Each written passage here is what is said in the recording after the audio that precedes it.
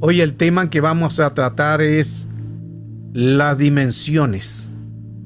Poder entender que hay muchas dimensiones en el reino que podríamos nosotros alcanzar, pero muchas veces no las tomamos, seguramente porque no entendemos o porque a lo mejor no dimensionamos lo que podríamos hacer en Cristo el Señor.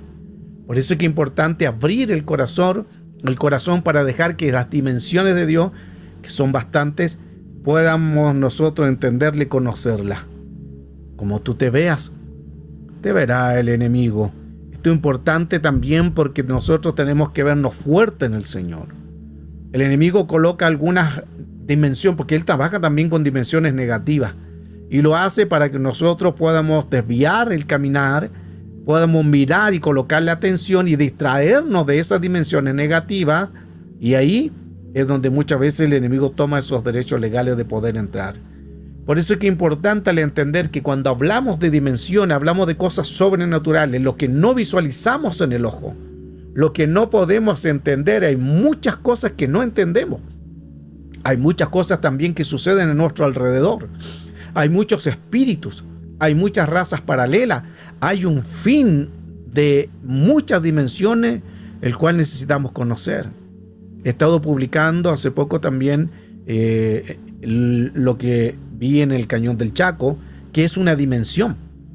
Los portales que están ahí son dimensiones de otros mundos, de otras razas, pero son también dimensiones. Y mucha gente no conoce esto porque se encierran, porque no quieren profundizar más allá. Entonces creo que eso es parte del misticismo, la religiosidad, la ignorancia de no crecer y no aprender de tantas cosas que quizás no entendemos, pero están sucediendo.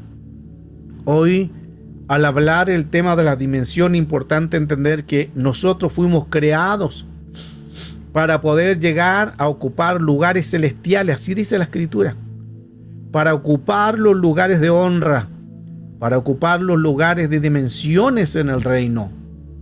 Pero según la velocidad en que nosotros nos movamos, eso es importante. Según la velocidad que recibas, eres invisible a las tinieblas. Según la velocidad. Eso significa que contra más rápido puede llegar a que nosotros no seamos reconocidos ante el mundo de las tinieblas, sino que pasamos como desapercibidos o invisibles. Esto es muy importante porque nosotros, al poder entender el plan de las dimensiones, nos damos cuenta de que según la velocidad, contra más rápida la velocidad, más el enemigo no se puede introducir. Y aquí compartíamos en este pasaje de Colosenses 1:15 que Él es la imagen de Dios. ¿Quién? Cristo. Aquí está hablando de Cristo. Él es la imagen de Dios, invisible. Es el Elión que está en el lugar altísimo. Él es el primogénito de toda la creación. Primero, Arche, Arc.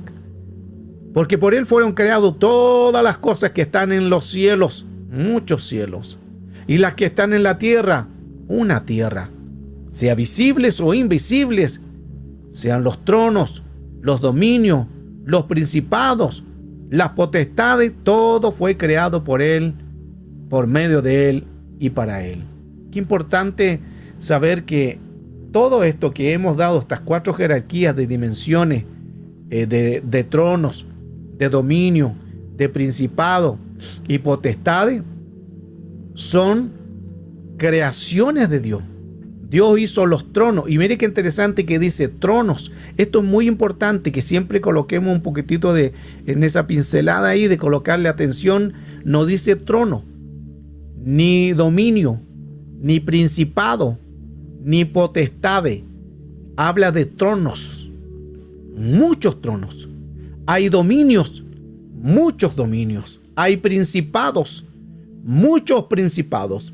Y potestades, muchas potestades. Esto es muy importante, quizás como básico, pero aquí podemos entender la magnificencia de Dios, en que todo lo que Dios creó fue por Él y para Él, y por Él fueron creadas todas las cosas mediante su misericordia. Hechos 12:6 tenemos la historia de cuando Herodes le iba a sacar aquella noche, estamos hablando de Pedro, y estaba Pedro, dice que durmiendo. Pedro estaba durmiendo entre dos soldados.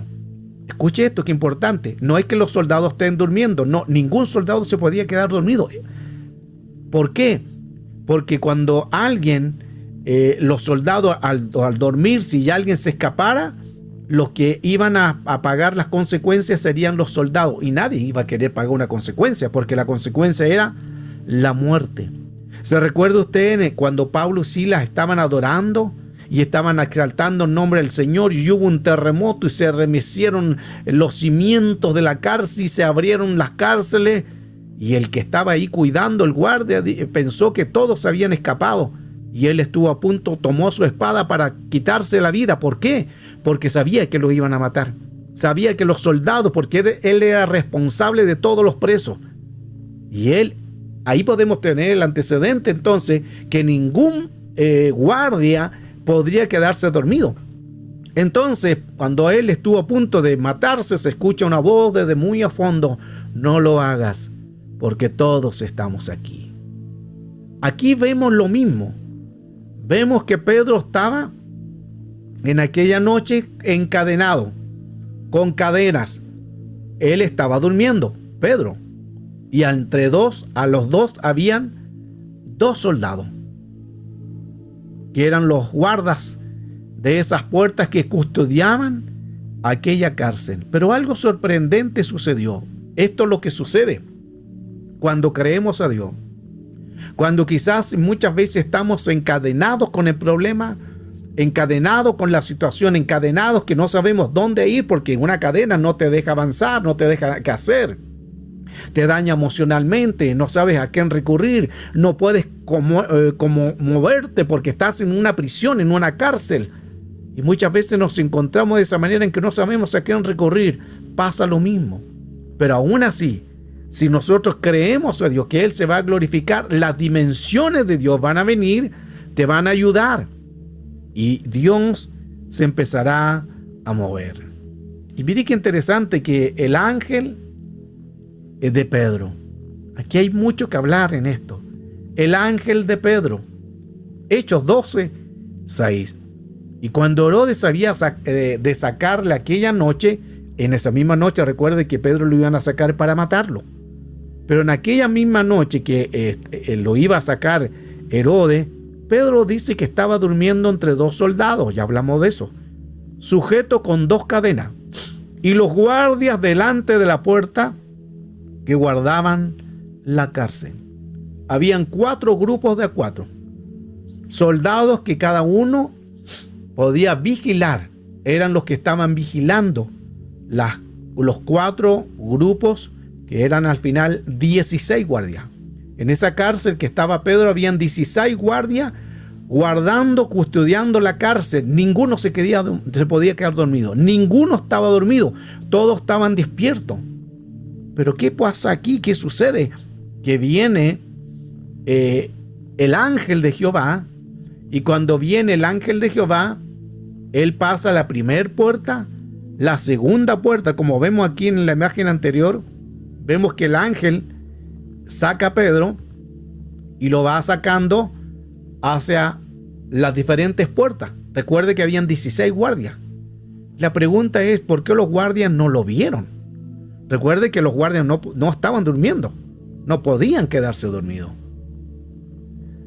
Y pasó la primera puerta y los guardias no lo vieron. La segunda puerta, los guardias no lo vieron. Los 4 grupos pasó y la última era la puerta de hierro y ninguno lo vio. Este es el poder sobrenatural. Por eso que hay cosas que si nosotros creemos podemos llegar a esta dimensión. Podemos pasar por lugar y decirle: Señor, hazme invisible a este lugar. Y el Señor lo puede hacer. Yo creo el poder de Dios, creo la manifestación de Dios, creo las dimensiones, las cosas sobrenaturales, y esto puede ocurrir. Pasó con Pedro. Si pasa con él, es el mismo Dios de él, es el mismo que está con nosotros. Si hay un lugar hostil, si hay un lugar en que tú necesitas que no te vea el enemigo, dile al Señor: Señor, hazme invisible para yo pasar por este lugar. Y ahí los ojos de los soldados quedan velados, no de durmiendo, sino velados, sin conocimiento, sin entendimiento, no lo ven, porque Pedro pasa a ser un ser espíritu. Miren qué importante esto. Pedro pasa a ser un ser espíritu. Recuerde que hay diferentes tipos de cuerpos. Hay un cuerpo de humillación, que es este cuerpo, el cuerpo humano. Hay un cuerpo espiritual o celestial. Hay cuerpos glorificados. Todos son diferentes tipos de cuerpos. Y aquí vemos que Pedro lo llevaba al ángel, pero los guardias no lo vieron. Y llegaron al final de esas cuatro grupos, de los 16 guardias, a la última puerta, que era la puerta de hierro. Pero la puerta de hierro, Pedro la pasó. Recuerde que no estaba abierta. ¿Cómo entonces Pedro pasó aquella puerta? Porque se abrió la puerta de hierro, pero nadie la vio. Estaba cerrada, pero se abrió. ¿Cómo se abrió? ¿Quién la abrió? ¿Cómo los guardias no se dieron cuenta que la puerta se había abierto? ¿Cómo los guardias no se dieron cuenta de que Pedro iba saliendo de la cárcel? Esto es algo impresionante. A lo mejor quizás no le tomamos mucho peso, mucha atención a este pasaje, pero este es un pasaje muy impresionante, porque es el poder sobrenatural actuando en una dimensión más allá de la materia, una dimensión más allá de lo que nosotros pensamos tenemos. Ese es el poder de la manifestación del reino. Ahora, Jesús se aparece también a los discípulos. Veamos los tipos de cuerpos para poder entender. Recuerde que Pedro, de un cuerpo de humillación, pasó a ser un cuerpo espiritual, y ese cuerpo espiritual no lo vieron los guardias, por eso es un cuerpo espiritual. Juan 20, verso 19. Cuando llegó la noche de aquel mismo día y el primero de la semana, estando las puertas cerradas, estaban bien cerradas, en el lugar donde estaban todos reunidos, recuerde que estaban por miedo a los judíos, porque era tiempo de persecución. Hace poco ya habían llevado a Cristo a la cruz, luego lo llevaron a la tumba. Era un tiempo de persecución. Los discípulos están todos escondidos, están en las casas, están escondidos por miedo a ser matados, a ser muertos, porque lo empiezan a perseguir a todos. Y ahí dice, estaban reunidos por miedo de los judíos. Y vino Jesús, imagínense, estaban todos escondidos, todos con miedo. Y vino Jesús y se coloca en medio de ellos y les dice, paz a vosotros. Creo que Jesús no le ayudó mucho con el miedo que tenía. Lo dejó más asustados todavía. Imagínense, eran las experiencias que estaban viviendo los discípulos. Y ellos lo vieron en cosas sobrenaturales. La puerta estaba cerrada. La pregunta, ¿cómo pasó esa puerta? Ahí entramos lo mismo que sucedió con Pedro. Pedro pasó la puerta en el espíritu. Dios permite que este cuerpo ya no sea materia, ya las moléculas no están ahí y pueda pasar paredes. Lo mismo que sucede aquí. Jesús pasa paredes y le dice a sus discípulos, paz a vosotros. Impresionante. Cuerpo espiritual. Ahora, vemos en la resurrección otro cuerpo. Juan 20, 17. Jesús le dijo, no me toques, porque aún no he subido a mi Padre, mas ve a mis hermanos y diles, subo a mi Padre y a mi Padre, a mi Dios y a vuestro Dios. Se fija que aquí, en este cuerpo, estaba Jesús cuando resucita en un cuerpo espiritual. Y vienen las mujeres y ven a Jesús, y Jesús inmediatamente le dice, no me toques, porque aún no he subido a mi Padre. O sea, estaba en un cuerpo celestial que no podía ser tocado. Pero luego vemos en Lucas 24, 39, el cuerpo de humillación físico. Jesús le dice, mirad mis manos y mis pies, que yo mismo soy. Palpad y ved, porque un espíritu no tiene carne ni hueso, como veis que yo tengo. Recuerde que el espíritu no tiene carne ni hueso. Esto es muy interesante, porque recuerde que Pedro Si salió por esa carne, por esa cárcel, entonces no pasó con carne ni hueso, pasó en espíritu. Ya los huesos, el cuerpo pasa a ser espíritu. Jesús pasa a ser lo mismo. Anteriormente pasa y le dice, pasa a vosotros, porque pasó en un ser espiritual. Y aquí en este caso ya le está diciendo, tóquenme. Ahora sí le puede decir, tóquenme. Yo soy. Palpad y ved, yo soy. Y diciéndole esto le mostró las manos y los pies. Y como todavía ellos de gozo no le creían, algunos estaban maravillados y le dijo, ¿tenéis algo de comer? Ahí Jesús ya pasa a ser un cuerpo de humillación, un cuerpo físico. Y en ese cuerpo físico, si es cuerpo físico, le da todo lo antecedente de un cuerpo humano. Todo lo antecedente. Cuando un espíritu toma un cuerpo corpóreo, va a tener los síntomas de un cuerpo terrenal: hambre, sed, frío, dolor. Y aquí Jesús, después de haberse mostrado a los discípulos, y también tenemos la historia de Tomás, el incrédulo, que le dijo que yo tengo que ver para creer, y ahí tenemos la misma situación. Y luego Jesús, que se aparece a ellos y le dijo, palpadme, soy yo. Les dice, ¿tienen algo que comer? Y los discípulos, verso 42, le dieron un pez asado y un panal de miel. Se fija que esto es muy importante porque estamos mucho profundizando los diferentes tipos de cuerpos. Nosotros podemos llegar a estas dimensiones sobrenaturales. Podemos llegar a estas dimensiones de que el Señor nos haga como invisible el mundo espiritual. Que nos haga invisible para que la gente pueda entender de que estamos guardados y protegidos bajo la gracia y el conocimiento de Cristo. Porque Dios permite hacer invisible a una persona para que ningún espíritu lo pueda tocar. Absolutamente ningún espíritu los puede tocar. Por eso es que es importante entender que aunque sea un lugar hostil, aunque sea un lugar en que se muevan muchos espíritus, ningún espíritu nos puede tocar por la manifestación, por la gloria y la honra que nosotros portamos. Somos la imagen de Dios. La imagen no se puede tocar. La creación de Dios no se puede tocar. Lo eterno no se puede tocar. Entonces esto es muy importante que nosotros lo memoricemos. Jamás el enemigo puede tocar a alguien, a menos que sea una prueba, que la prueba es muy diferente. La prueba va a producir gozo, la prueba va a producir paciencia, quizás a lo mejor no al comienzo, pero la prueba te va a producir bendición. La prueba añade la riqueza en gloria de poder crecer. La prueba es de Dios, la tentación no. Entonces, es importante entender que todo esto Dios lo puede hacer en su gracia y en su misericordia para nosotros saber lo que Dios quiere hacer. Recuerde otro caso sobrenatural de Elías que ora por lluvia. No había lluvia durante mucho tiempo. La lluvia escaseaba, era sequía, pero Elías, en su dimensión, empieza a profetizar.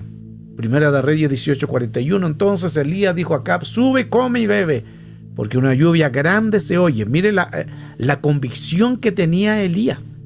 Una gran lluvia grande, dice, se oye. ¿Cómo él sabía que venía una lluvia grande? ¿Cómo él sabía que él podía oír la lluvia si no lo estaba viendo en lo literal? No estaba sucediendo nada. Impresionante lo que podía ver Elías, lo que podía sentir Elías. Eso es fe. Eso es convicción. Llama a las cosas que no son como si fuese. Elías era un hombre de tanta fe, tanta seguridad, tanta convicción que él decía, hay una grande lluvia que se oye. Hay una gran lluvia que viene.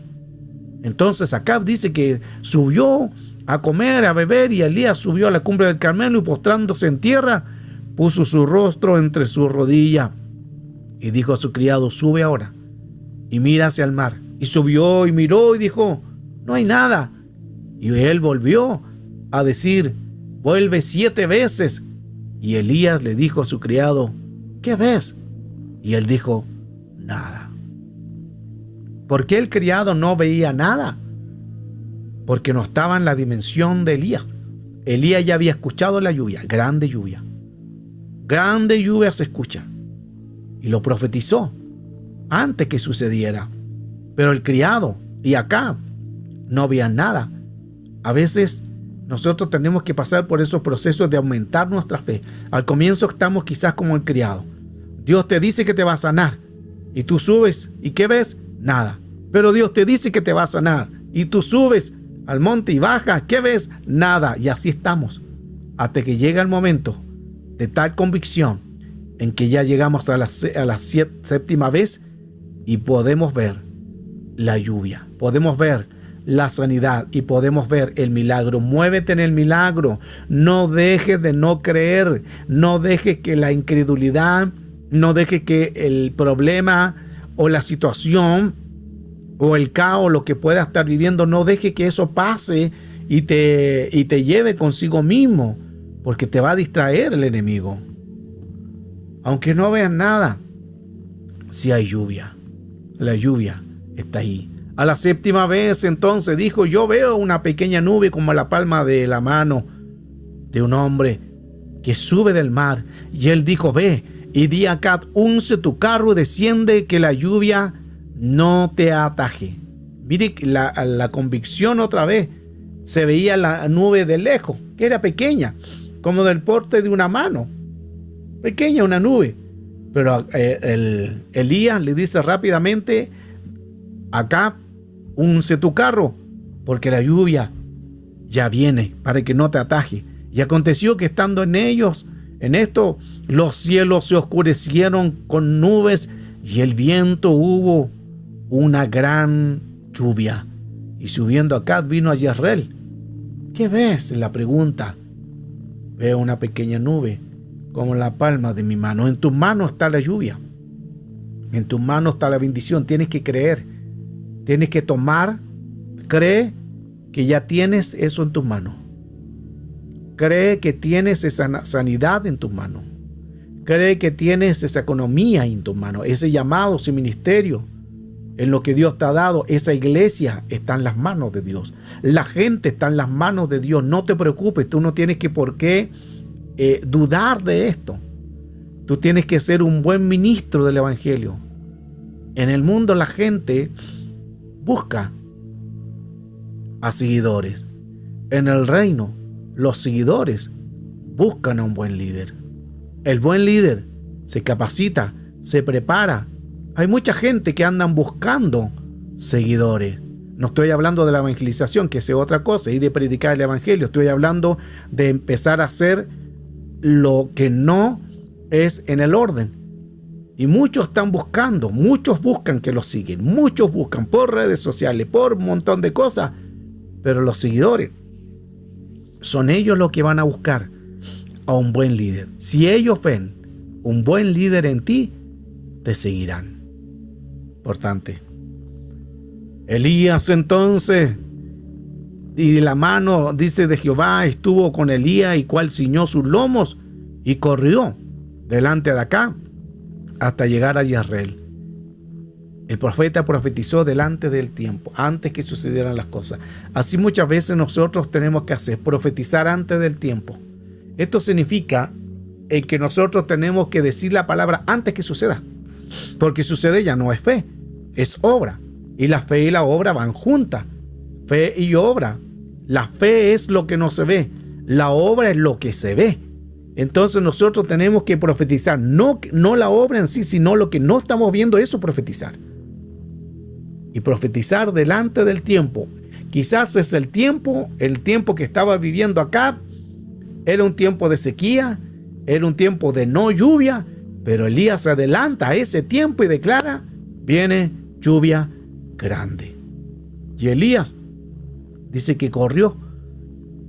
Y mire la fuerza que debe haber tenido Elías, que Elías llegó primero a Jezreel. Y acá venía detrás con carros, con sus carros y su carro ahí de a caballo. Y aún así corrió más rápido que los carros.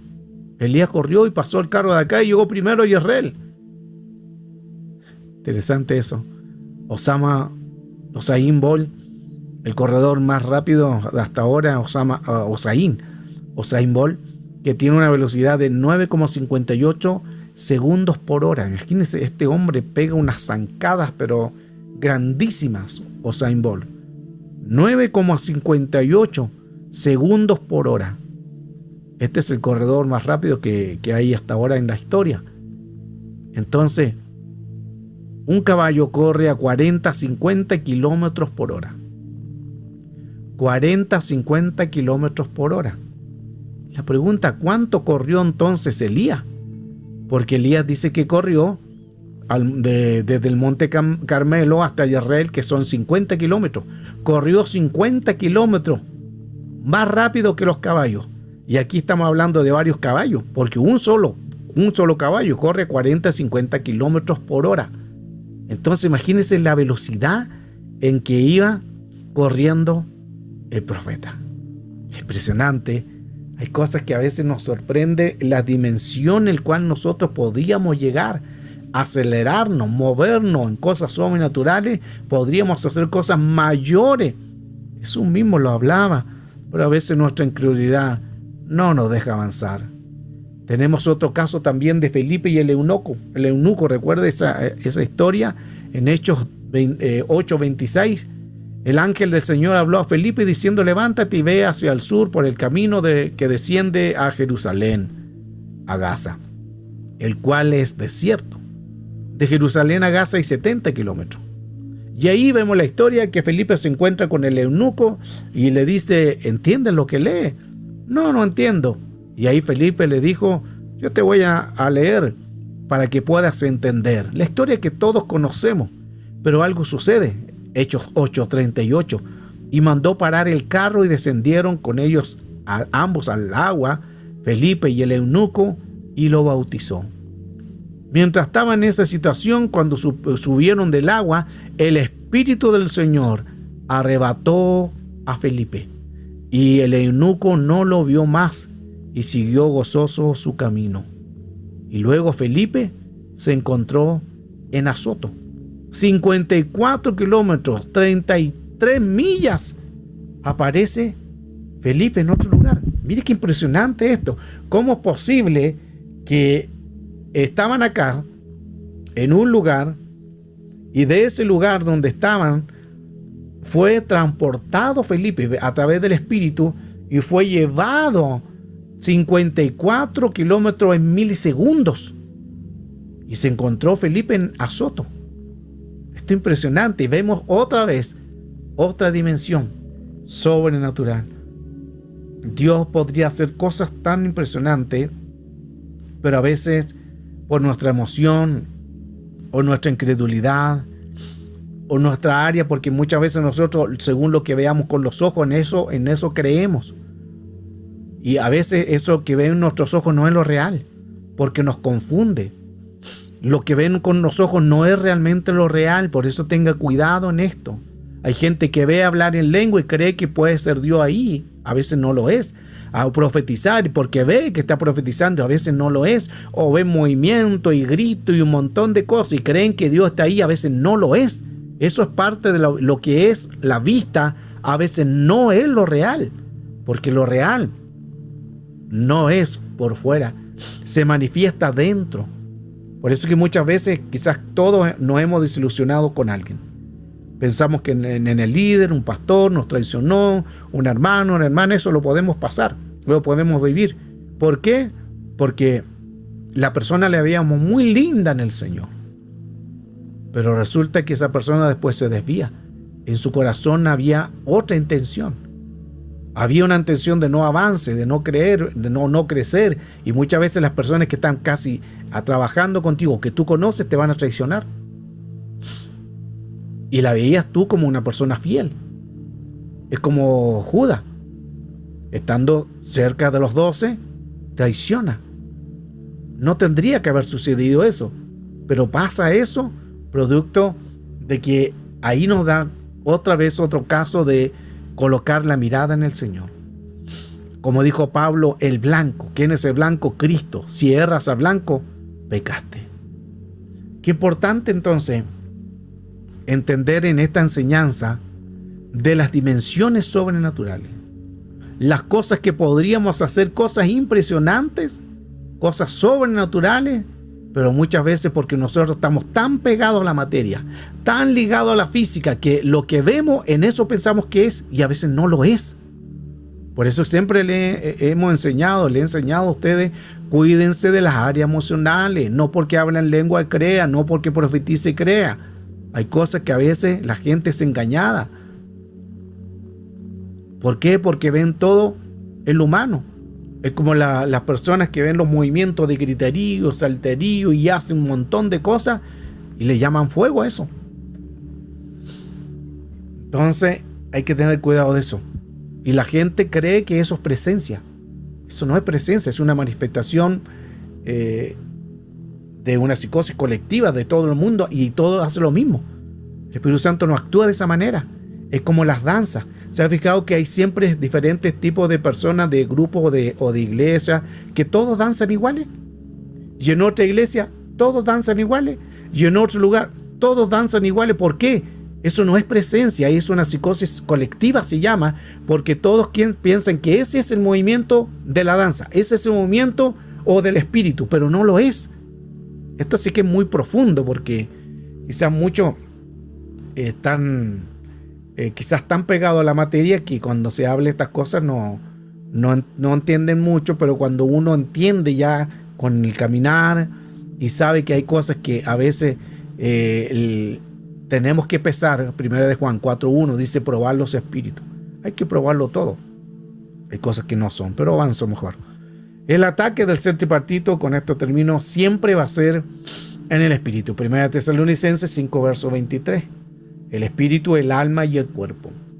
Estos son los ataques del ser tripartito. Por eso que según el ataque, según lo que nosotros podamos tener, vamos a poder avanzar o no. Aquí tenemos el espíritu, el alma y el cuerpo, lo que hablamos de 1 Tesalonicenses 5, 23. Tenemos el espíritu, que es la mente, tenemos el alma, que es el corazón, tenemos el cuerpo, que es el intestino. El ataque no comienza en el cuerpo o en el alma, sino en el espíritu, el primer ser. Y aquí aplica 1 Timoteo 1, 7. Dios no nos ha dado espíritu de temor o cobardía, sino un espíritu de amor, de poder. ¿Dónde está el espíritu de poder? El espíritu está en la mente. Luego, de amor, en el alma, la emoción, el corazón, lo admático. El dominio propio en el cuerpo, intestino, todo el cuerpo. Esto parte es muy importante porque nos ayuda mucho a entender las dimensiones. Y hay mucho tema todavía, pero vamos a dejarlo ahí porque son dimensiones. Según las dimensiones entonces que nosotros nos movamos, vamos a entender más el mundo real o el mundo espiritual. Pero es importante entender que según la dimensión y según las cosas sobrenaturales en que nos movamos, vamos nosotros a poder ejercer mayor precisión en el Señor, pero a la vez también saber cuán importante es poder sanarnos de algún área.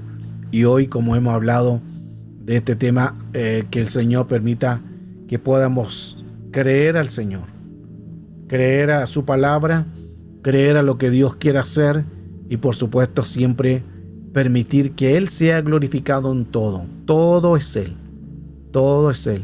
Él tiene que ser siempre, no nosotros, las dimensiones.